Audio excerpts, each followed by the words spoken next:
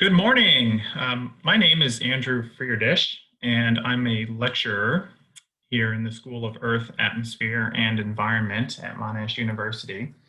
And today I'm going to be delivering a guest lecture to your class. And specifically, we're going to talk about environmental geochemistry and its importance to the minerals industry. Now, if you have any questions about the content, I'd be happy to discuss further.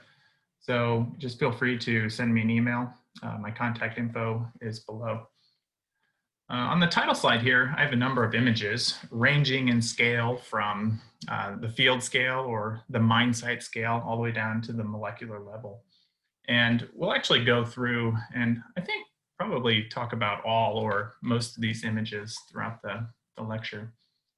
But environmental geochemistry as a field is important to mining in the minerals industry. At the mine scale and at a somewhat smaller scale, such as water or water catchments on nearby mine sites, because oftentimes the waste products of extracting minerals can have detrimental impacts on local water bodies. And a lot of the processes that impact water quality boil down to microbial processes and even reactions that we can think about on the molecular scale, such as how metals interact with minerals. Okay, so I'm going to start with a brief introduction as to who I am and what I do. Okay, so I'm an environmental geochemist, and as the name sort of implies, I am interested in the chemistry of the Earth with an emphasis on the environment. Okay, so I'm fascinated by a lot of inorganic chemical reactions that occur near the Earth's surface, things that directly impact water quality and ecosystem health, for example. And I often study a lot of processes involving how minerals are able to capture and release metals. And so this is important from an economic sense in terms of processing minerals, particularly finding approaches that can sustainably extract critical metals from ore deposits. But also there's a lot of natural processes as well, such as mineral dissolution and precipitation, which can either release metals into aquatic systems or remove them from aquatic systems. And that can actually be a good or a bad thing, depending upon the element and the concentration. But we'll talk about that more in a little bit. Typically, my research involves a combination of field work, lab work, as well as some rather high-tech instrumentation. We've done a lot of work down on the Surf Coast, and we'll actually take a virtual field trip down there later, where we study how sediments containing a lot of iron and sulfur undergo various types of element cycles. Okay, so this is a picture of Demon's Bluff near Anglesey, and you can see this really dark layer here, which is so black it almost looks like it could be coal. But this actually consists of iron sulfide sediments, so minerals like pyrite are in there. And as these interact with oxygen in the air and the seawater, those minerals oxidize and they release metals into the environment. And they also generate quite a bit of acidity, which can impact some of the local freshwater ecosystems. But there'll be more on that at the end of today. And nature, as we know, is exceptionally complex. So oftentimes I do quite a bit of lab work as well, where we try to study very specific mineral transformations and other types of chemical reactions under very controlled conditions. And we use a variety of instruments as well to characterize our solid samples. This instrument in the lower right here is called an atom probe, and it's actually capable of mapping minerals in 3 dimensions. So it makes a tomography image, but it has resolution on the nanometer scale. So you can see how different types of metals and elements associate with various minerals. All right, but enough about me. Let's transition to today's content, which is environmental geochemistry, and with a focus on the minerals industry. So as we all likely know, mining and mineral extraction can have a very negative impact on the environment. Mining is, of course, essential. Mining is required to deliver the materials that we need to live our way of life. But it needs to be done in a way in which damage to the environment is minimized. And oftentimes when we think about a mine site, we might envision something like this image up here on the top left. This is an iron ore mine from the Pilbara. And, we think of a big pit with, big trucks driving around and hauling ore. But that's not always the case. Some mines actually use something known as in situ extraction, where they extract metals from underground without even removing any material from the surface.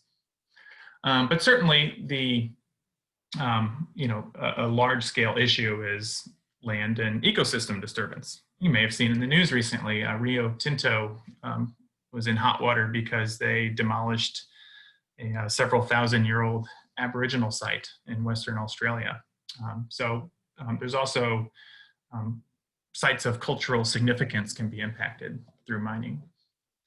And of course, anytime we are moving this much material around, we generate a lot of waste, and we need to manage that waste. Oftentimes, through the mining process and through mineral processing, the waste or tailings end up in large pits.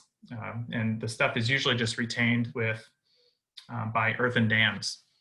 And not only can the contents of these waste pits leak into surrounding water bodies, but in this example, which was in Hungary, I think in 2009, this tailings dam ruptured and all of the contents leaked out, poisoning the agricultural land nearby, and also killing several people in a nearby town. Okay, and so this particular pit was from the tailings after the processing of bauxite, which is an aluminium ore. Okay, and on top of all of this, if the materials from minerals extraction or their waste products enter local water bodies, we can have water contamination. And a big focus of today's talk will be on this topic. And of course, at some point, a mine must close unless it produces indefinitely, which wouldn't that be wonderful, but that's not the case. Eventually, all the high-grade ore is extracted and mines close. And when they close, people don't want to see something like up here in the top left image. The public expects that mining companies will be responsible and turn the land back into a natural state as it existed prior to mining. So such remediation is quite essential. Now, the focus of today's talk will be primarily on water contamination, okay? And this brings us to our learning outcomes. So in general, the intention here is that everyone can have a better appreciation in terms of understanding the importance of environmental geochemistry for the minerals industry. Now, we're going to talk about a few things. Firstly, we'll discuss the impacts of mining on water quality. And we'll go through a couple examples there. We'll talk about how reactions involving minerals can affect pH and the redox state of waters. And as we'll see, these two parameters have a big effect on how metals are mobilized within water. And of course, a lot of metals, which make up ore deposits, are, that's all the good stuff, right? Which is worth money. But when these metals get into the environment in certain forms, they can have a toxic effect on those ecosystems. And then we'll talk about two case studies. The first being acid mine drainage, which is perhaps one of the biggest impacts of mining. And then secondly, we'll talk about naturally occurring acidic sediments and soils. And in the second example, it's the processes that occur and the impacts to the environment are almost identical to those that we see in acid mine drainage, but they occur naturally, which is quite fascinating. All right, so what is pH? Well, pH is all around us. It's in our everyday lives, in the products that we use. Every time we drink a glass of water, pH is playing a role there. Mathematically, it's defined as the negative log of the concentration of H+ or hydronium ion. So the pH scale goes from 0 to 14. If water or an aqueous product has a high pH, we say that it's alkaline or basic. If it has a low pH, we say that it is acidic. Now you might notice a few trends here. For example, and importantly, values that are at 7 are considered to be neutral, so they're neither basic nor acidic. Typically, this is what our water should be when it comes out of the tap. When water or aqueous products have a high pH, you can see the examples here are like soaps and other cleaning products. And the reason for that is because they're very good at dissolving grease, which have an acid functional group on them. And all of the acidic materials here tend to be things that are sweet and sour. And that's a good rule of thumb as well. Acids tend to be sweet and sour. Bases are bitter. If you've ever had soap in your mouth, you know what I mean. It's very bitter. Now, why is pH important for the environment? Well, because if the pH deviates too far from its neutral value, if it becomes acidic, that's bad for aquatic organisms. Likewise, if the pH deviates in the other direction and becomes basic, that's also bad for aquatic ecosystems. And so it's really important that waters remain near 7 in this range, which we call circumneutral pH. And the pH of natural waters can actually vary quite a bit. In acid mine drainage, which again, we'll talk about this in more detail in a bit, the pH can be as low as 0. I think the record, it might even go negative. And if you remember from the definition of pH, that means that the concentration of H+ is greater than 1 molar, which is really, really concentrated. That can occur in a number of mine sites. I think the record is Iron Mountain in California, which is a very fascinating place. But most waters tend to be at that roughly neutral range. Rain is slightly acidic, and that's because, despite us thinking that it's almost pure water, like distilled water, rain contains a number of dissolved gases from the atmosphere, like carbon dioxide and sulfur dioxide, and those things can generate acid. But most freshwaters and certainly the ocean are buffered quite well by various minerals. So the pH of the ocean doesn't change for the most part. I mean, there are some very slight deviations, a few tenths of a pH unit, depending upon whether you're in the open ocean, deep ocean, near the coast. But for the most part, it's about pH 8. High pH environments are less common.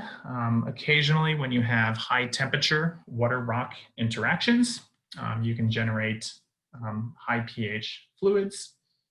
But for the most part, most water is circumneutral pH, unless, of course, there's some other process acting upon the water to generate or consume acidity.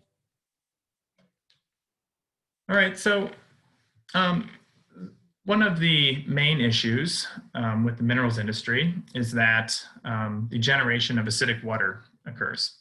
And the problem with this is that, well, when the levels become too low, the ability of aquatic organisms to tolerate or survive in that water becomes impacted. Now, the main cause of acidic water is from the oxidation of iron sulfides, okay? Minerals like pyrite, which are very common in mining environments.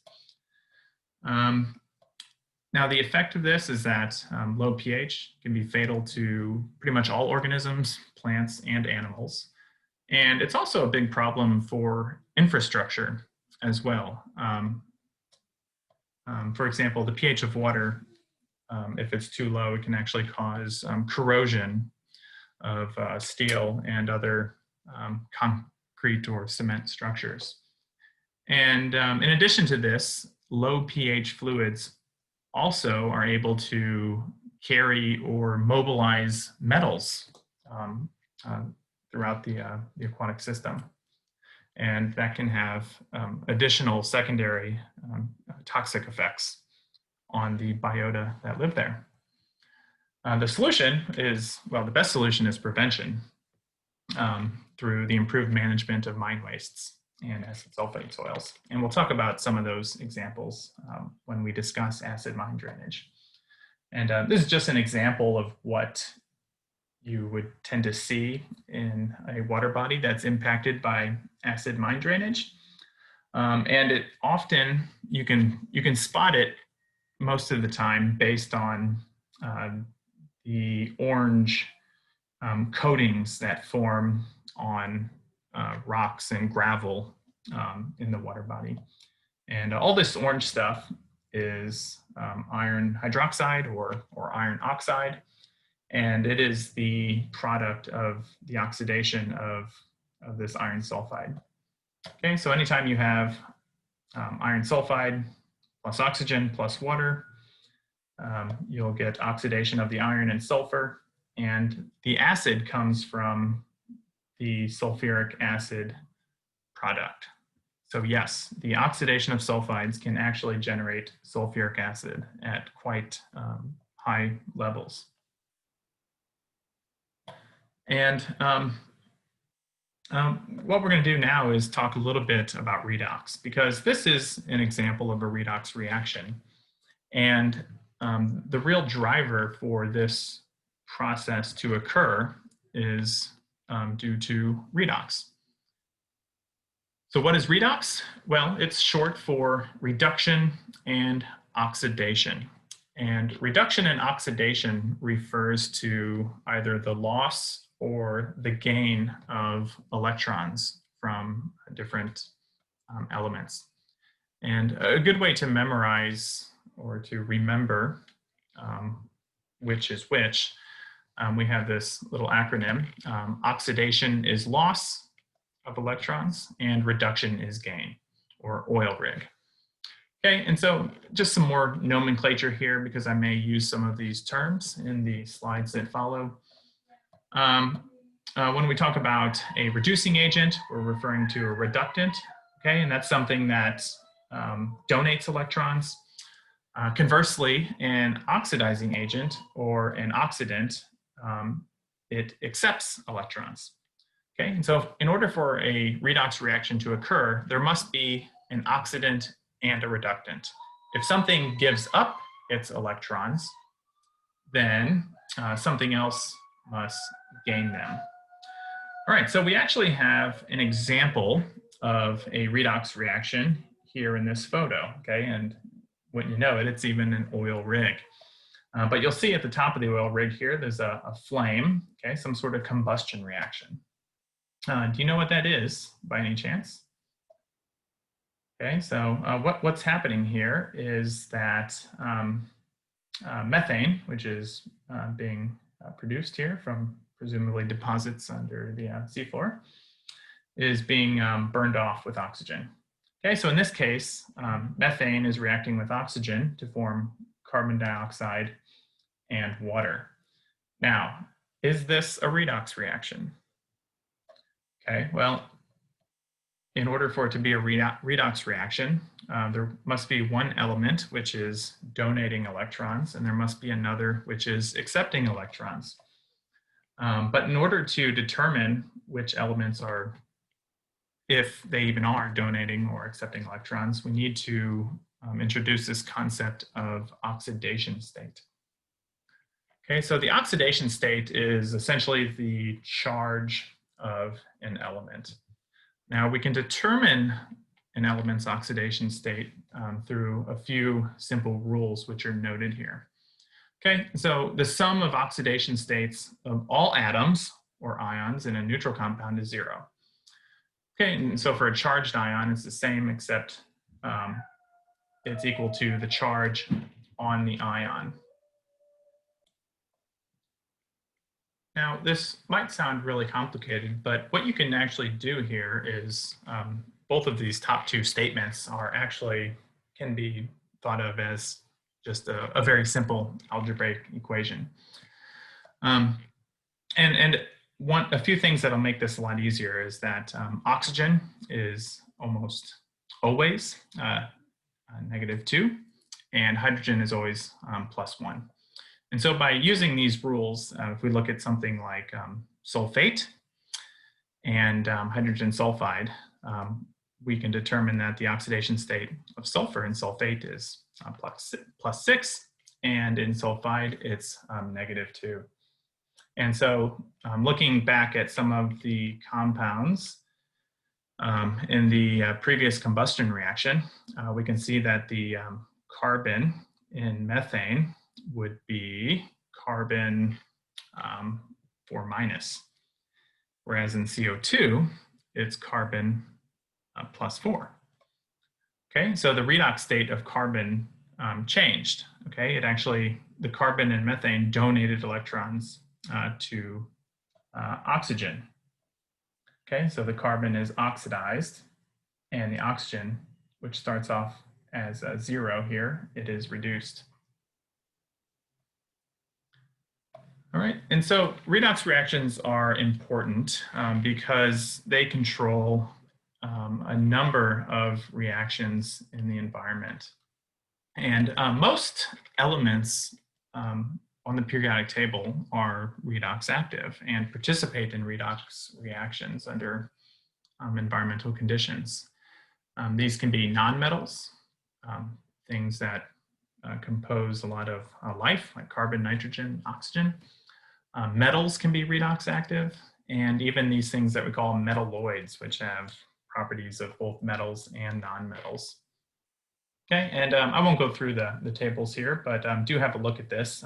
What you can see is that for a number of compounds, especially, or for a number of elements, particularly those important for acid mine drainage and other similar environments, sulfur and iron can exist in a number of oxidation states and compounds.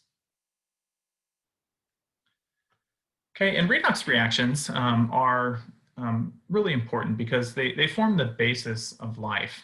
And in the final example that we'll talk about today, which are naturally occurring acidic sediments and soils, it all sort of starts with these fundamental processes of life. So on the screen here is perhaps the most or one of the most important reactions on Earth. Does anybody know what this is? Okay, well, the hint here is that this CH2O, this represents, it's an abbreviation for glucose or organic matter, okay, which means this would be photosynthesis. And of course, photosynthesis is where plants extract carbon dioxide from the atmosphere and they generate glucose, which they can then convert into organic matter, and they emit oxygen as a byproduct. The opposite of photosynthesis is aerobic respiration. Okay, and again, just the opposite of photosynthesis. This is where plants and animals consume simple sugars and organic compounds with oxygen to release CO2 and water. Okay, and this latter process releases energy. And it's also what we humans do. So every time we eat, we're essentially consuming organic matter. And we breathe in oxygen. And it's this process that allows our bodies to maintain normal metabolic functioning. Okay, so life thrives from this redox disequilibrium. We eat organic carbon, we breathe oxygen, and during this process, we are actually transferring electrons from carbon to oxygen. Okay, now where I'm going with this is that a lot of these fundamental redox reactions actually spill over into the mineralogical world as well. You know, we don't think about minerals in terms of photosynthesis or respiration. But a number of microorganisms can actually carry out metabolisms that are far different from what we humans do in terms of aerobic respiration. In a number of environments, oxygen may not be present. And when oxygen is not present, microorganisms can still consume organic matter, but they will oxidize it with other oxidants, in this case, nitrate, for the denitrification reaction. But a number of minerals, in this case, manganese oxide, and down here, iron oxide, microorganisms can actually transform these minerals. And some of these processes play an important role in acid mine drainage. We'll talk about this slide in the final section in video as well. But the fascinating thing here is that bacteria are actually able to dissolve minerals via redox. Okay, and again, these are reactions that occur in low oxygen conditions, like in the subsurface. In these cases, manganese oxide is a solid. When it's reduced, it becomes soluble. And an analogous process can occur for iron oxides. And these processes are often referred to as reductive dissolution. And so this is something that often occurs. It can be used for extracting metals, but also for remediation purposes. So let's look at the opposite reactions. So here we have reduction, but we can also have oxidation of these metals. Now, in the case of manganese and iron, these can actually be reacted with oxygen to then reprecipitate mineral phases.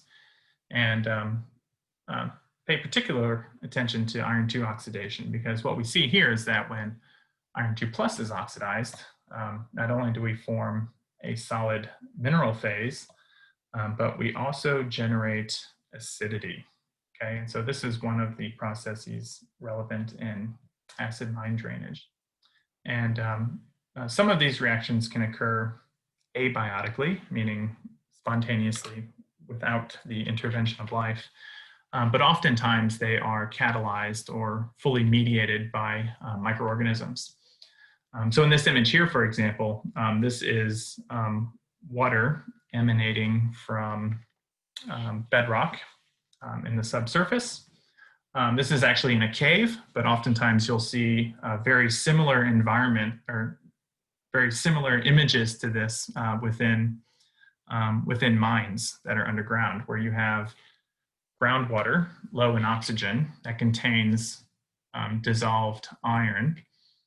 And when that comes into contact with oxygen in the mine or in a cave, it can be precipitated to form these orange iron oxides or rust.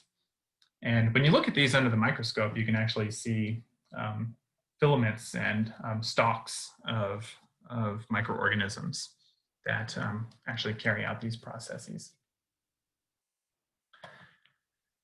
Now, this idea of oxidizing and reducing metals is really important for potentially extracting metals, but also remediating metals, which might be contaminating groundwater near tailings or mine sites. Okay, and this all depends on the oxidation state. The oxidation state of an element determines its chemical form and thus its mobility and potential toxicity. So if we look at these three examples, the first is chromium. So chromium tends to exist as chromium 3+. Here it's written as chromium hydroxide, but in the most abundant form of chromium in rocks is in a mineral called chromite. But the point is, chromium in the +3 oxidation state is insoluble and thus immobile.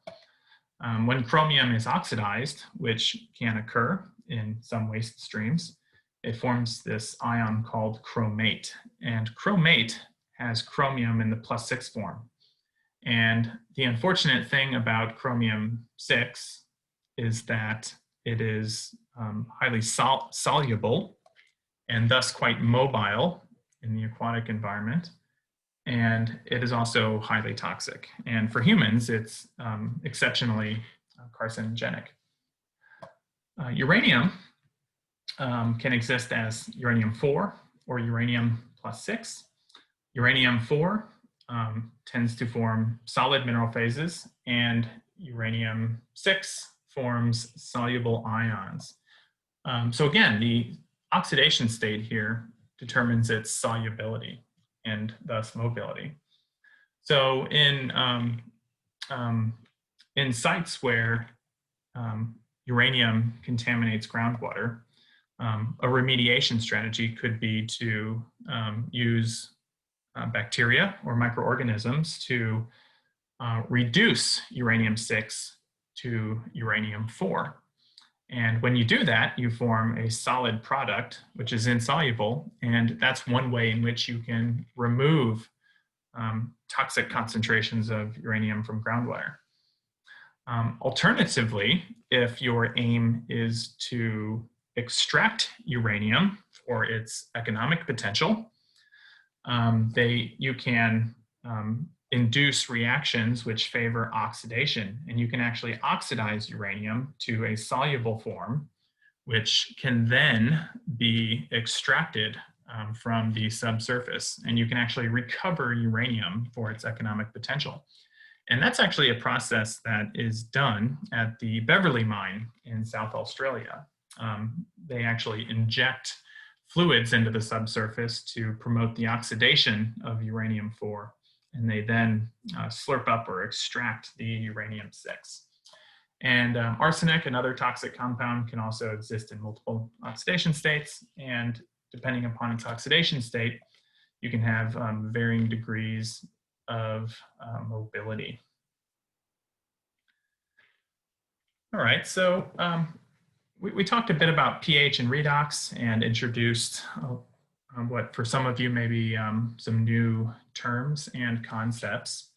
And we're going to use some of those ideas to now talk about metals and metal contamination. Okay, and when we think about metals as being contaminants, it really depends on well, the actual element and on its concentration.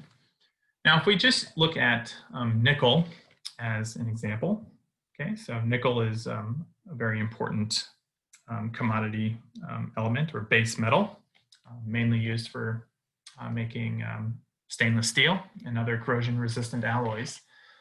But at very low concentrations, nickel is what we refer to as an essential nutrient.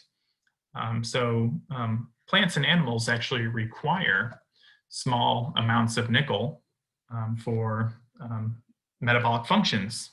It's required for life.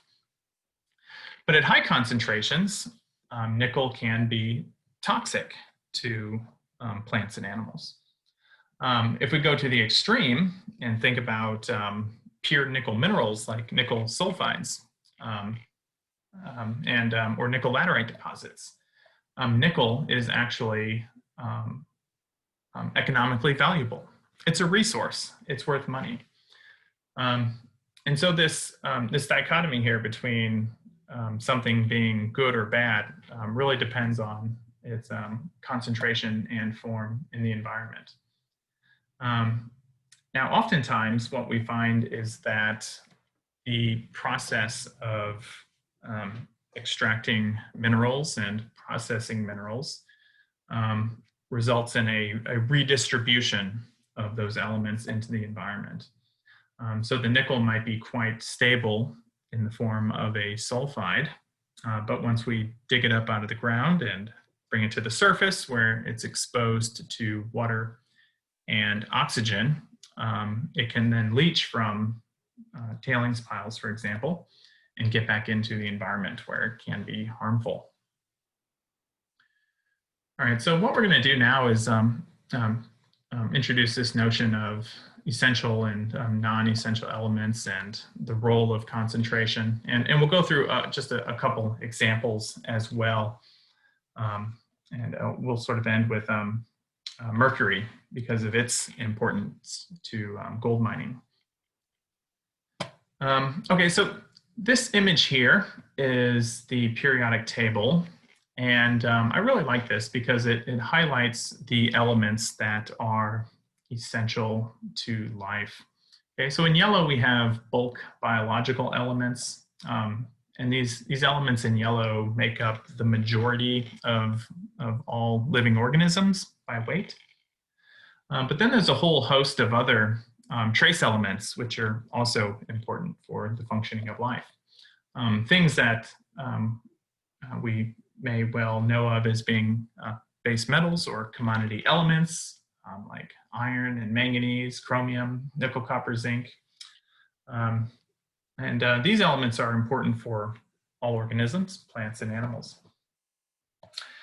There's a few in red here, which are essential to some organisms, but not all. Humans, for example, have no use for arsenic. And I don't think we require any amount of cadmium either. But there are other organisms that do require arsenic and cadmium. Cadmium, for example, is an essential trace element in seawater and phytoplankton, which produce roughly half of the oxygen that we breathe on our planet, actually require trace amounts of cadmium to survive in the open sea. Okay, now whether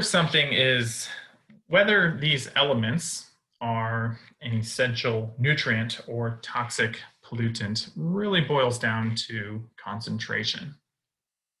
And one way to think about that and the way in which we determine when we've sort of crossed that threshold are through epidemiology studies where cultures of usually bacteria will be exposed to varying doses or concentrations of an element, and then their response is measured.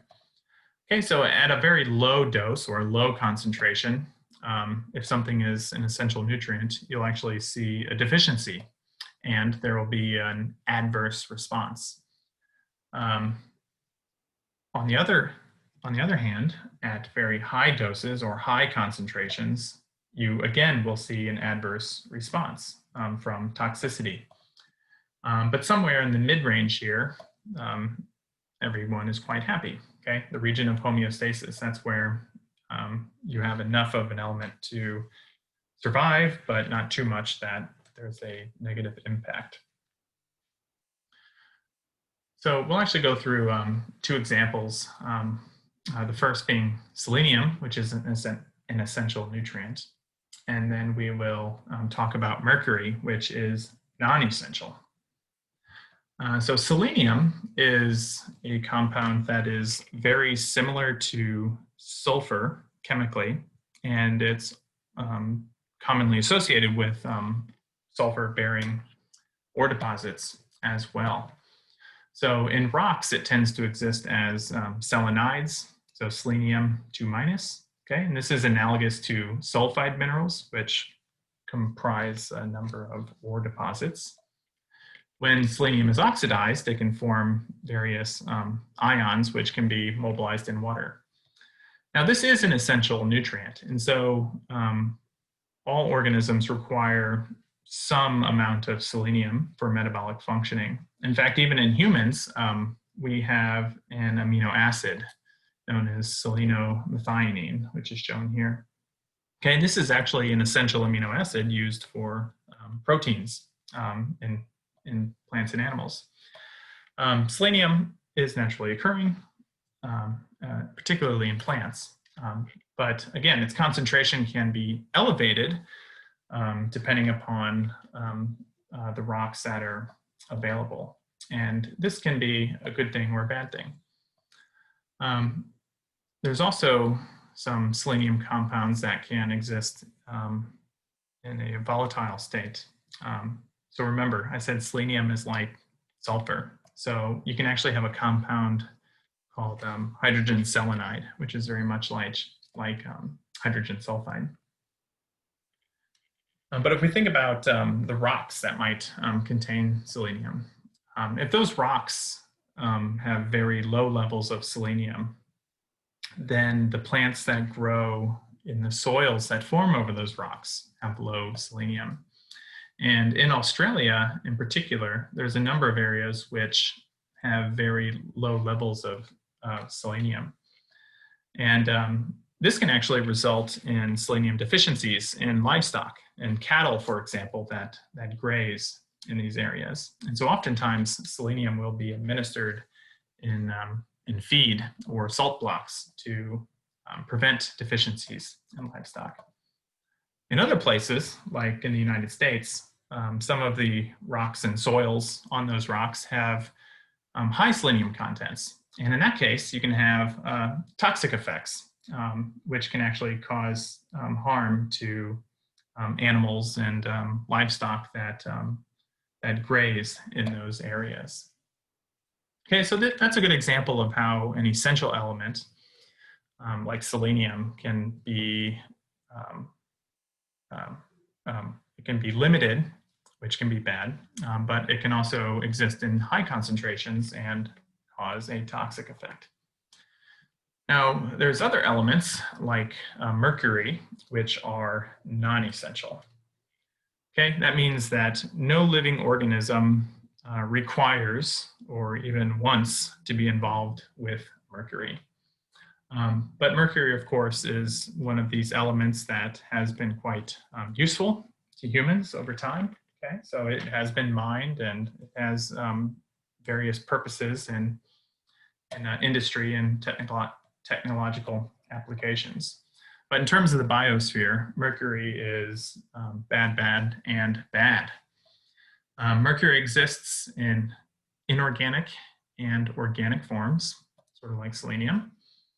And mercury, of course, I'm sure we've all are somewhat familiar with mercury. It's quite spectacular when you think about it because it is such a heavy metal, and yet it exists as a liquid at room temperature, which is really quite spectacular. And it can even volatilize and form an elemental mercury gas or a mercury vapor, which again is very dangerous because that's one exposure pathway to a very toxic metal. Now, in rocks and minerals, mercury is usually present as a mercury sulfide. The mineralogical name would be cinnabar. There's a nice example of it here. So it tends to form these lovely red crystals. But you can even have elemental mercury present in rocks as well, which is not a good thing. I would not want to work in a mine with liquid mercury dripping from the ceiling. Mercury can be oxidized, which allows it to get into the hydrosphere. But the real impact, the really bad thing about mercury is that in some sediments, mercury can be methylated. This is something that is done through microbial action, likely as a way to detoxify the environment. But the consequence is that methylmercury is then bioavailable to higher order life forms. So it can be ingested by organisms and actually accumulate in the food chain. So it's definitely not an element that we want lurking around in the environment. And it even bioaccumulates all the way up to humans as well. So you may have heard that it's not recommended that you eat excessive amounts of tuna, for example, because tuna can oftentimes have fairly high concentrations of mercury in their fatty tissue. All right, so mercury is interestingly emitted through, well, a number of sources. And if we look at mercury emissions on a global scale, the #1 source of mercury emissions is actually through small-scale gold mining.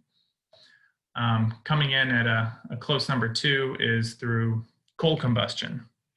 Okay, so mercury usually exists as trace sulfide minerals in coal. And when coal is burned, that mercury is converted to a volatile form, which gets into the atmosphere. But then there's a number of other industrial activities as well that emit mercury.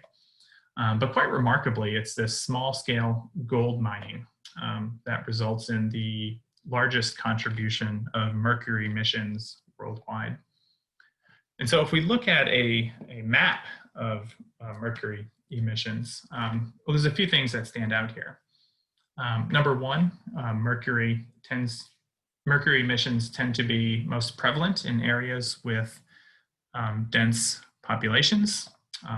So if we look at India and China, for example, there's a lot of mercury emissions, and these are likely from a lot of those fossil fuel combustion processes like the burning of coal and oil and other industrial activities. But then if we look at some of these other spots, like in Africa and South America, for example, is quite a large patch of red here in Colombia, where there's large emissions of mercury.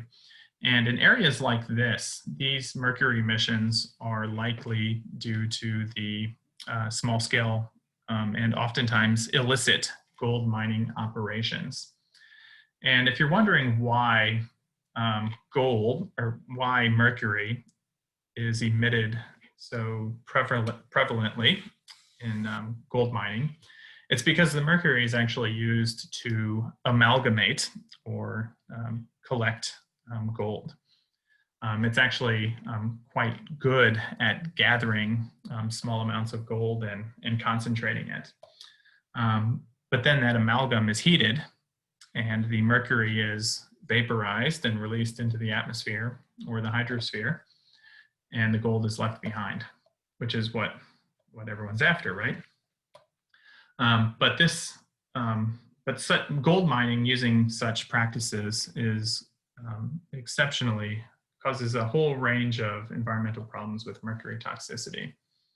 Now, the use of mercury in gold mining is restricted to small-scale, usually illicit operations in countries where government regulation is lax or non-existent. So gold mining in Australia, for example, will not use mercury. No way. But in a number of other places in the world, it is commonly used. And so there's a really good story on this by Vice News. The link is here in the video, so I know you can't click on it from the video, so I'll post this link into the video description so you can have a look at it. And I I would encourage you to watch this. I think it's about 20 minutes. And when watching this, think about the different forms of mercury, what its uses are and how it actually gets into the environment and some of the issues that it causes. All right. So let's move on to acid mine drainage. Okay, and so this will be sort of the first case study where we talk about how sulfide minerals can generate large amounts of acid and the impacts that can have on the environment. Okay, so for the first few slides here, we are going to be referencing a pH-PE diagram. Okay, so we've already talked a bit about pH and what low pH versus high pH values mean. This term here, PE, is mathematically identical to pH, except that instead of thinking about the concentration of hydrogen, PE is referring to the concentration of, I guess, available electrons. It's sort of a mathematical construct. So a good way to think about it is whenever the PE value is high, that's a very oxidizing environment, whereas the PE is low, that's a very reducing environment. Okay, so this particular diagram is, it shows the most stable iron compounds for an iron-sulfur aqueous system. The regions shaded green are solid iron phases, and those in yellow are dissolved iron phases.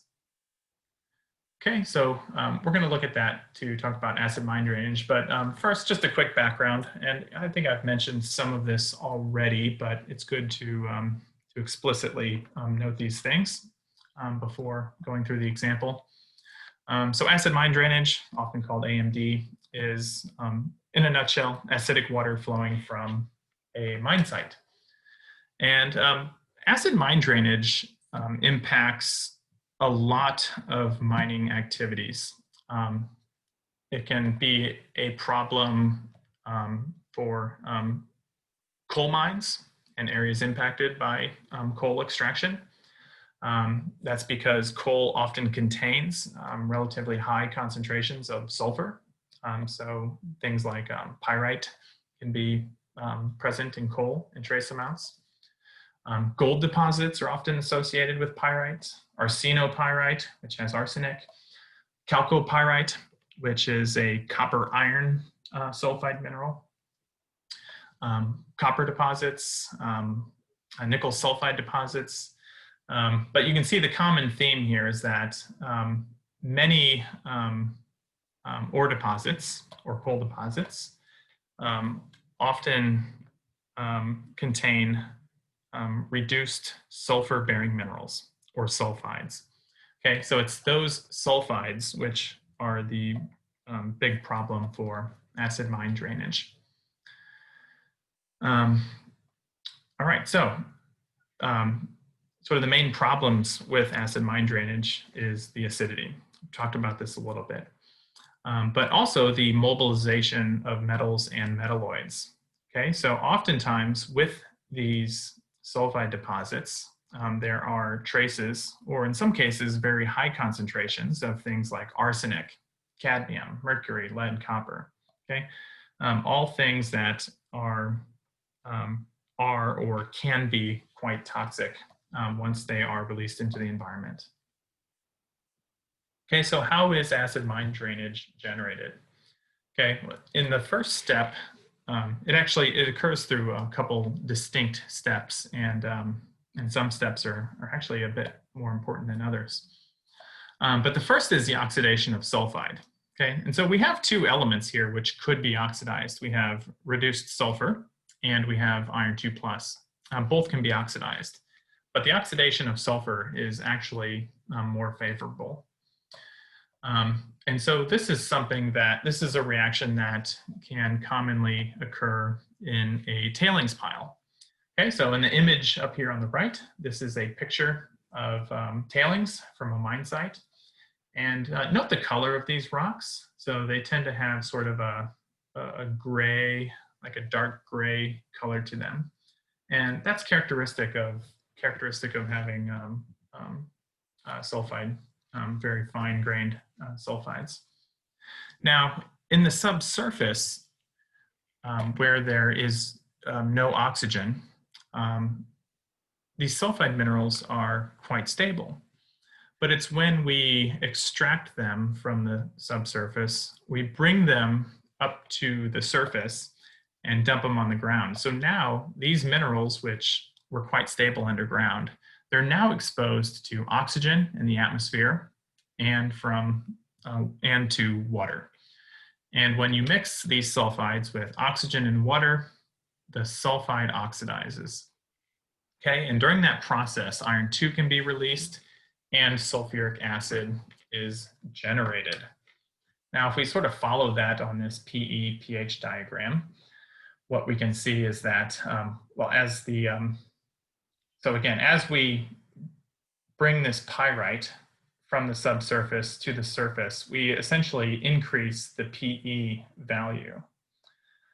Okay, but as soon as oxidation occurs, we have hydrogen being released. So PE is increasing, and as it does so, it's releasing H+, which lowers the pH. Okay, now the next step is the oxidation of iron 2+. Okay, so we talked about this reaction a bit before, right? So bacteria will actually mediate this one as well. Iron 2+ wants to react with oxygen.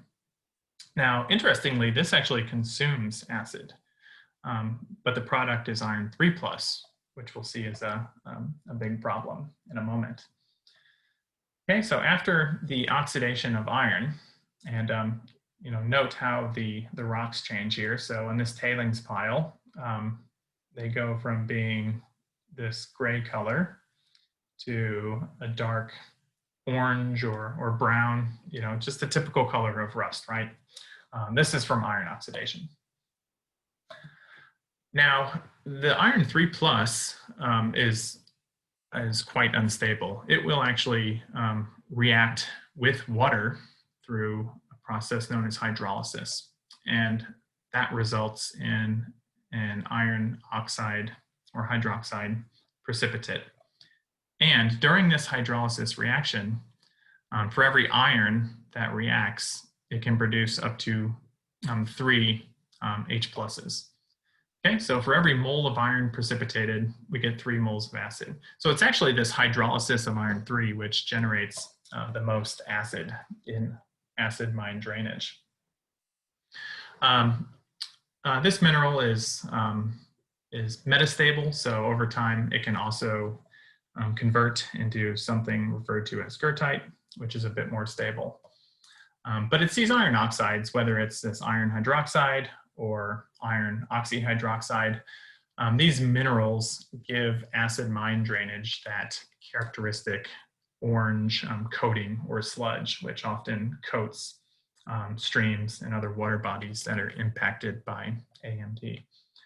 And so the iron oxides themselves are not an issue, but when you are precipitating large quantities of iron oxides, you can actually increase the turbidity of water and create a higher sediment load, which can impact aquatic organisms, especially things like filter feeders, which live on the at the sediment water interface.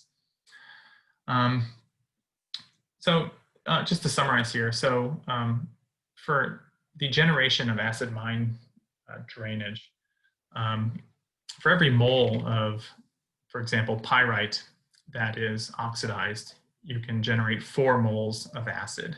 And so you can actually get pH values of less than 1. And that's actually not all that uncommon in acid mine drainage impacted areas. In addition to this, whenever the pH gets that low, a number of metals which would normally be insoluble can actually be solubilized or dissolved. And so those acidic waters can transport toxic metals that were associated with that ore, which can have some detrimental impacts. I mentioned already the iron oxide coatings. Iron oxide itself, not an issue, but these iron oxides can be enriched in fairly high concentrations of toxic metals. All right, now, so again, iron oxides, iron is very common, pyrite, very common mineral. So this is typically what we see in acid mine drainage. But in some cases, you can have acid mine drainage that doesn't involve iron. So this is a mine in Montana in the United States, and I believe it's a nickel mine. So there's nickel sulfides that are oxidizing to produce this acidic waste. Now, it really doesn't matter what metal is associated with the sulfide. It can be nickel, copper, zinc, arsenic, whatever. But as sulfides oxidize, they produce acid. But in this case, because it's nickel sulfide that's oxidizing to generate the AMD, instead of having an iron oxide precipitate, we have a nickel oxide or hydroxide precipitate, which gives the this coating. It's well, I think it's quite a lovely looking green color, although I'm sure it's quite toxic as well. Now, this is a big problem for the minerals industry because, you know, as I noted earlier, most ore deposits, well, many ore deposits are associated with sulfide minerals. And during the extraction process, something has to be done with that waste. If you let tailings sit at the surface, they're exposed to oxygen and water, and you will have acidic runoff. So one of the best things that can be done is to prevent the oxidation of those minerals in the first place and prevent the formation of acid mine drainage. And so one approach is to take the waste sludge for mineral processing or tailings and put them back deep in the ground and bury them where they're not exposed to oxygen. But again, if you do that, you need to ensure that they won't oxidize or reoxidize and then potentially leak acidic water into groundwater aquifers. I think what's more common is that tailings are piled up or dumped into lined pits. But again, this has issues. We saw in the beginning of the lecture that example in Hungary where that tailings dam broke and all that sludge poured into a nearby town. And pits can be expensive to manage and monitor, okay? So it does take quite a bit of money out of the bottom line. You can also neutralize the waters, but again, this is a management strategy. It requires time, it requires resources, it requires people power to actually carry out this work and monitor the site. But one way to neutralize such water, if needed, is to use something called hydrated lime or calcium hydroxide. And this works by simply consuming the H+. And the calcium is non-toxic, of course. But this has problems as well. So if you don't know, calcium hydroxide or lime is produced from heating calcium carbonate rocks, which requires quite a bit of energy and generates a huge amount of CO2 waste. And so this stuff is used in cement and other building products. Now, if the cement industry, which generates this stuff, the cement industry were a nation, it would be the world's third largest CO2 emitter, right after the United States and China.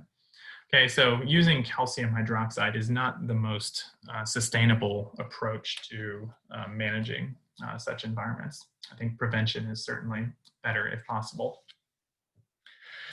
Okay, so this is coming back to, I guess, the remediation and rehabilitation part.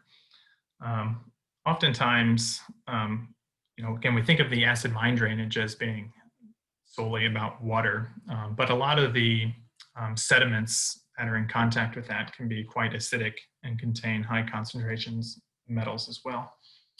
And so in order to remediate a mine site, we need to think about how will we revegetate that environment. But one method is through using phytostabilization, where plants can actually sort of, correct the sediment or the soil. Oftentimes this involves plants known as hyperaccumulators. So these are plants that can tolerate high metal contents and can accumulate those metals and actually remove them from the soil.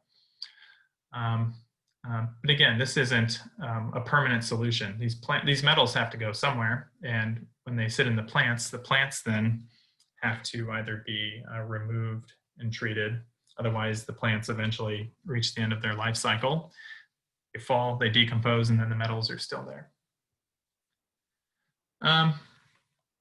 Just lastly, so I'm going to talk about one experience that I've had with acid mine drainage. So I actually grew up near the city of St. Louis, which is located about right here in the middle of the United States. And we normally don't think about that region as being a seismically active place, but there actually is an interesting fault zone in St. Louis. And you're probably thinking, okay, why in the hell are we talking about earthquakes now and acid mine drainage? A bit of a hard transition, I admit. But when I was in uni, when I was an undergrad, there was actually a small earthquake. I think it was like it registered maybe like 4.5 on the Richter scale. So not enough to cause, major damage over a large area, but certainly enough to rattle the windows and the walls a bit. And that was actually the first time, I think this was in about 2007. And that was the first time that I had ever experienced an earthquake. And I must say it's a very surreal process or experience. But anyways, what happened as a result of that earthquake is that there's a lot of coal mines in this area here in southern Illinois. And after that earthquake, residents in the town of Belleville, Illinois, which is where I lived at the time, began to notice water bubbling up in their yards, like right by their house. Water began to just bubble up in the yard and deposit a bunch of orange iron oxides everywhere. And it turns out that after that earthquake, presumably a bunch of old coal mines, which are present under the town, had collapsed. They were old coal mines. They haven't been active for decades. And so they were flooded, filled with water. And after the earthquake, they collapsed and all that groundwater got squeezed out to the surface. And the city actually had to come out and install a drainage system here that could then accommodate this acidic water. And so this pipe here, I should have got a better photo, but just up the grass hill here is houses in the middle of the city. And then running right through the middle of this city are scenes like this. I mean, it almost looks dystopian in a way. This would normally be a culvert or drainage system for rainwater, but the city improvised and is now dumping mine drainage into it. And well, here you can see, this is another image. This stuff is just flowing right through the middle of town and eventually makes its way into a local creek. The government insists that it's not an issue, but yeah, not so sure. As long as the pH can be managed, it may not be, and if the metal contents are low. But I thought that was quite a fascinating example of how a coal mine, which had been closed for decades, maybe even close to a century, is now still causing environmental challenges for a community. So these the challenges and the potential environmental problems of mining can exist well after the closure of a mine. And I'm looking at this, just to wrap it up, when you actually look at these orange iron oxides, they're neat and they're kind of fluffy. And when you look at them under a microscope, you can see all of these fine filaments here. So these are actually chains of bacteria which link together to form these filaments. And these are characteristic of iron oxidizing bacteria. So even though this mine drainage causes problems for most organisms, if you're an iron 2 oxidizing bacterium, well, this is like heaven. All right, so that actually wraps things up for the most part here. So in this second part, I talk about acidic sediments and soils. And this actually goes through an example where iron sulfide minerals are being formed and oxidized naturally without human intervention. So I actually have a link here, and I know you can't click the link in the video itself, so I'll put this link in the video description.